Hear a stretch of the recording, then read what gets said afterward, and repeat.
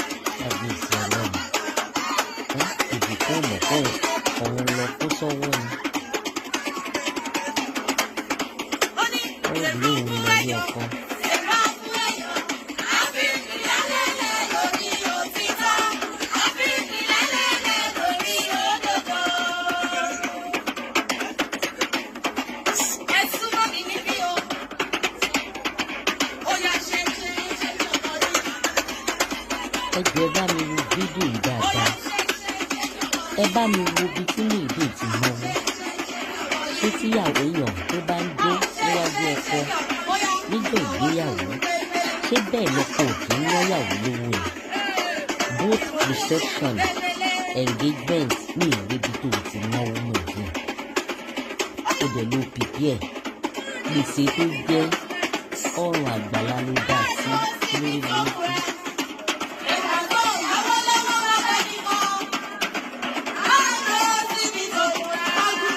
Ó ní 1 naira lọ́wọ́ tó fẹ́ fi ṣe ìyàwó.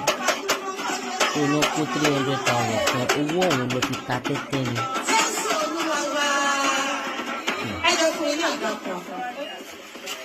Ẹ fún mi ní àgbà kan fún ìyàwó. IBK.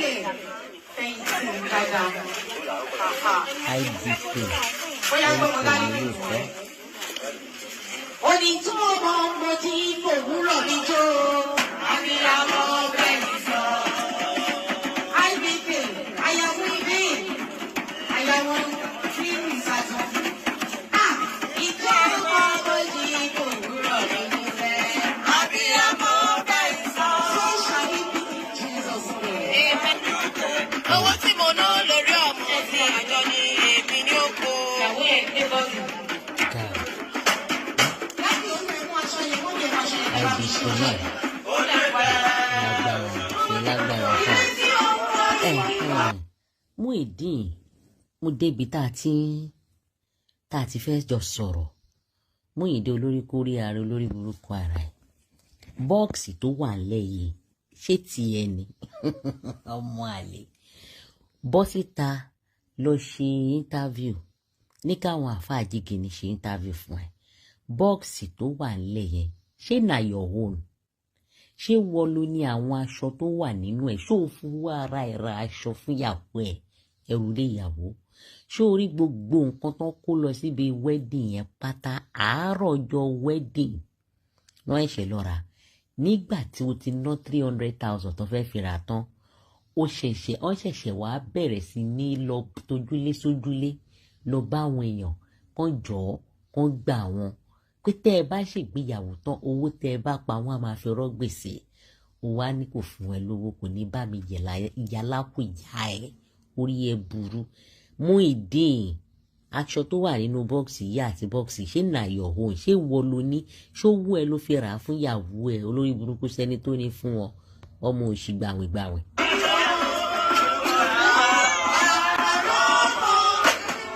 Gbogbo ohun tó wà lẹ́ ìgbésẹ̀ nira ẹ̀, pèsè ní ọ̀ ẹ̀ṣẹ̀ lọ ra ni láàárọ̀ ọjọ́ wedding, pèsè ní pèsè ó yá.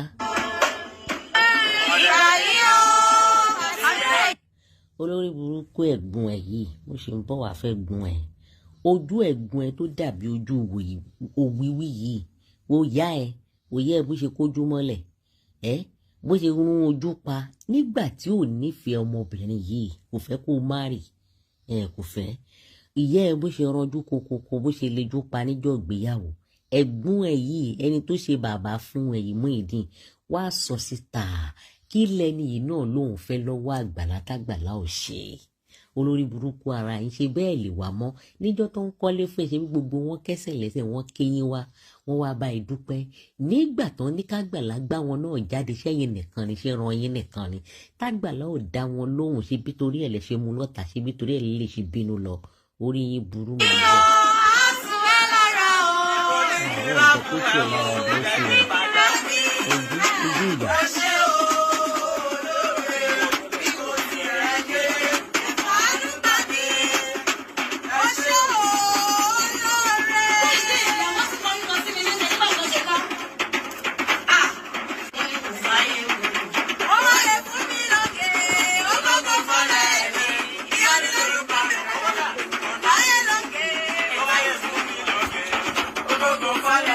Olórí kórí bó ṣe ń wò bí èpo ọ̀bọ̀, bó ṣe ń wò bí èpo ọ̀bọ̀ Muyideen níbí báyìí ìwọ tó o bá tọkọ ṣe tó gbangba sùn lọ yẹ ìyàwó ẹ wà wájú ẹ owó ló máa dàbò.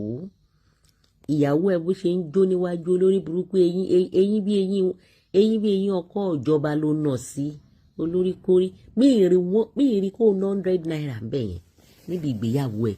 Olórí burúkú ẹ̀jẹ̀ bá mi wo fídíò yìí dáadáa bí tí Muyideen bá sì náwó ẹni tó lòun wà pípẹ́ẹ̀dì tó ní díẹ̀ ní ẹ̀jẹ̀ bíntì ní ẹ bá mi nà ká síbi tó ti náwó ẹ̀jọ̀.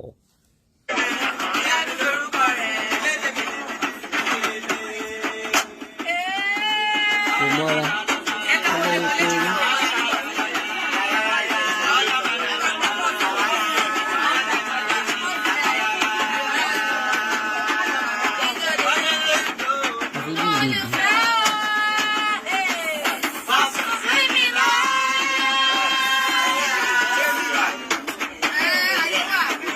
Bí ó ṣe ń wò bí ojú aláàárẹ̀ bí ojú ẹni tó ti bí ojú lẹ́sàrẹ̀.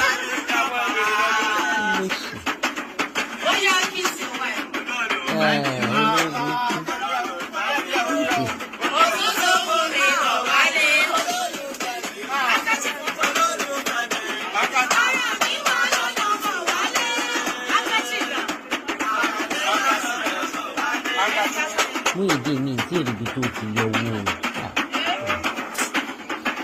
Ọdún ìpààrọ̀ ọwọ́ akáṣífù rẹ̀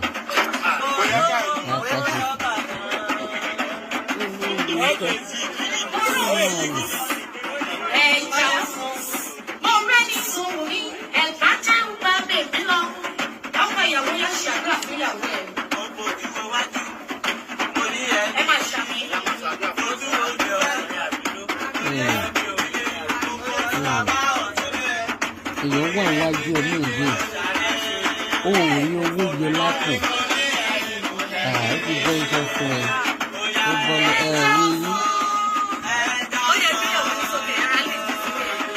eyín ló kàn kó jọra ẹ̀.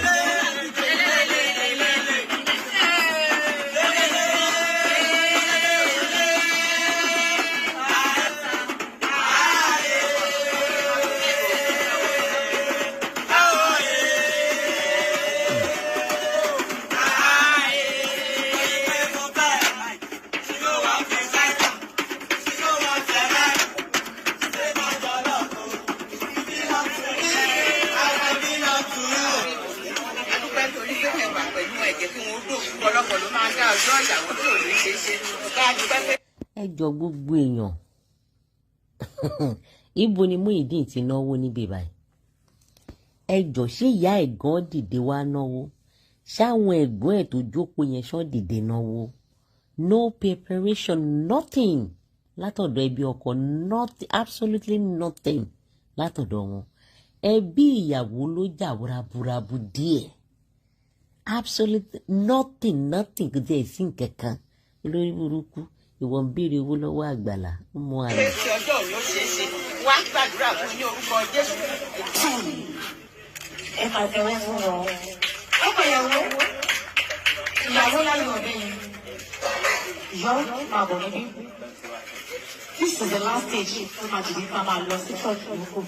Muyideen èmi ò rí ibi tó ti náwó ní káwọn àáfàá ẹ̀ kàn ṣe interview fún ẹ kó wá fi ibi tó ti náwó níjọ wedding gbogbo wedding tó ṣe àti church àti gbogbo ẹ̀ wá fi ibi tó ti náwó wọn mi wíìrì.